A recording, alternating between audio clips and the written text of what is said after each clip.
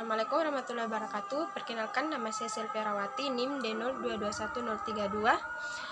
Baik, di sini saya akan menjelaskan tugas yang diberikan oleh Ibu, yang dimana ada seorang Fadil berusia 33 tahun dan sudah 8 tahun bekerja di pabrik ban di Jawa Barat sebagai angkutan. Saudaranya merencanakan membuka pabrik yang sama di Sumatera dan ingin menarik Fadil untuk menjadi direktur keuangan pabrik yang beroperasi setengah tahun lagi. Ia ingin juga sempat mempersiapkan pabrik baru. Sesudah menerima tawaran ini, Fadil dengan sengaja mengurangi disiplin kerja sampai suatu tingkat yang cukup mengkhawatirkan pimpinannya. Ia sering datang terlambat dan pulang sebelum jam kerja selesai. Kadang-kadang sama sekali tidak melakukan kerja tanpa memberitahukan alasannya. Sudah beberapa kali ia tidak mengikuti rapat dan di antar bagian juga tidak menyelesaikan laporan bulanan yang lalu. Ia mengharapkan akan dipecat supaya mendapat pesangon yang cukup besar, sementara menunggu pabrik di Sumatera selesai dan ekonomi keluarganya tidak membengkalai. Baik, di sini ada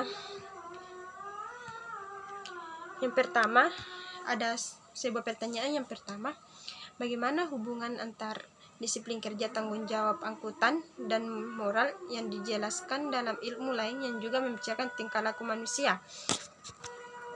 Baik, di sini hubungan antar disiplin kerja, tanggung jawab angkutan, dan moral bisa dijelaskan seperti yang pertama, disiplin kerja. Ini penting dalam setiap pekerjaan. Ketika seorang tidak disiplin seperti Fadil yang sering datang terlambat dan tidak menyelesaikan tugasnya, itu bisa membuat masalah bagi perusahaan dan juga menunjukkan kurangnya tanggung jawab terhadap Fadil.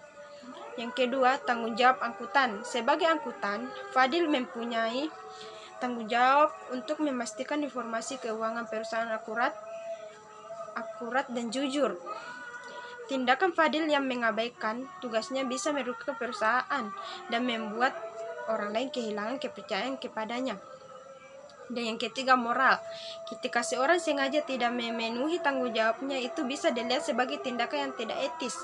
Tindakan Fadil mungkin didorong oleh keinginan ingin mendapatkan uang pesangon, tapi itu tidak bisa dibenarkan secara moral karena merugikan orang lain.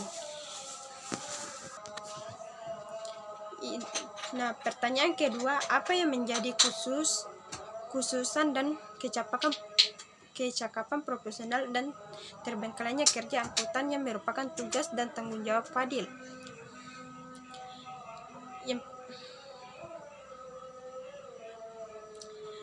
Dalam hal kecakapan profesional dan terbengkalai pekerja angkutan Fadil, yaitu sebenarnya yang pertama, kecakapan profesional.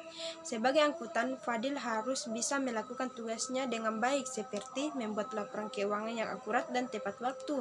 Tidak melakukannya bisa merugikan perusahaan dan reputasinya sendiri.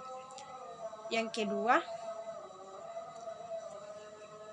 terbengkalainya pekerjaan. Dengan tidak menjalankan tugasnya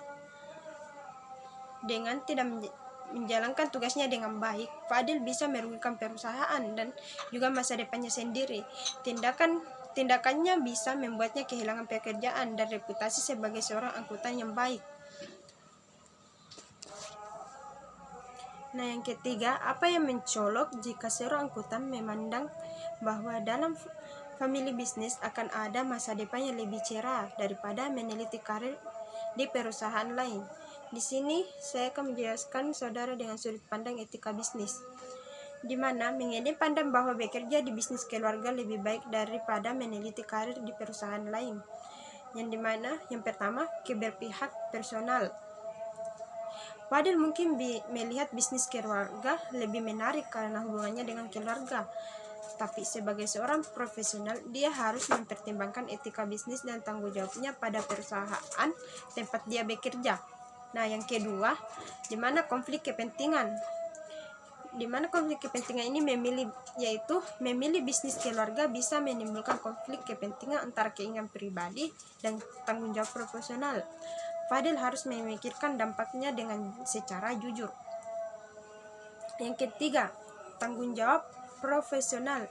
Sebagai seorang angkutan, Fadil harus memprioritaskan integritas dan profesionalismenya di atas kepentingan pribadi. Itu artinya dia harus menjaga kejujuran dan kredibilitas informasi keuangan terlepas dari lingkungan kerja yang dia pilih. Baik, mungkin itu saya yang bisa saya jelaskan. Kurang lebihnya mohon dimaafkan. Assalamualaikum warahmatullahi wabarakatuh.